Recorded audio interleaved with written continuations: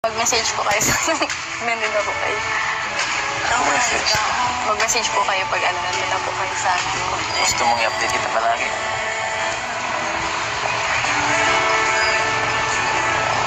Silence. Yes. Ano? Gusto mo? Gusto mo?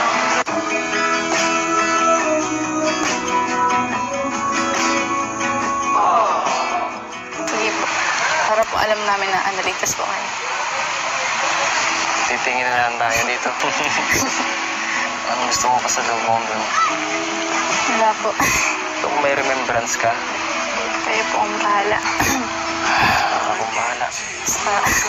Basta, Para sa puso. mag-iingat kayo dito ah. Kayo ng mga angels.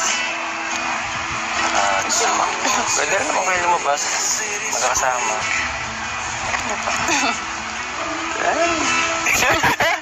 Sige nga. Mapunta ako dun.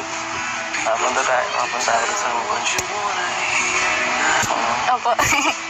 Comment ko po.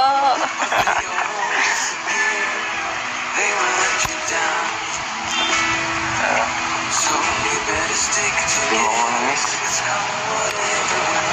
Nai-miss ko po kayong lahat. Sige, hintayin ko na lang siguro matapos bahay nyo. Para pag andun ka na, palaging bibisitahin kita. At dali ka nang ihatid. So kahit pasundo-sunduin kita dun, labas-labas, pabalik-balik sa dait, siguro naman. Nag-aaral na po ako mag-bike. Ano naman? Ano naman connect nun? May motor naman pong binigay si Kuya Bal sa akin. Wala ka pang lisensya. Hindi ka pa pwede mag-bike. Wala ka pang lisensya. Ano tingin yan? Hindi pa kayo nagsanay sa tingin. Okay na kamay mo. Pero sige. Kung hindi ka talaga matipilit ngayon, sige. Dito ka na muna. At hapon na rin kasi. At may gagawin pa kami. Practice pa kami ng sayaw. Sa'yo po para saan? Ha? Para saan po yun? Sa ano? Abangan mo na naman ni Kuya. Abangan mo.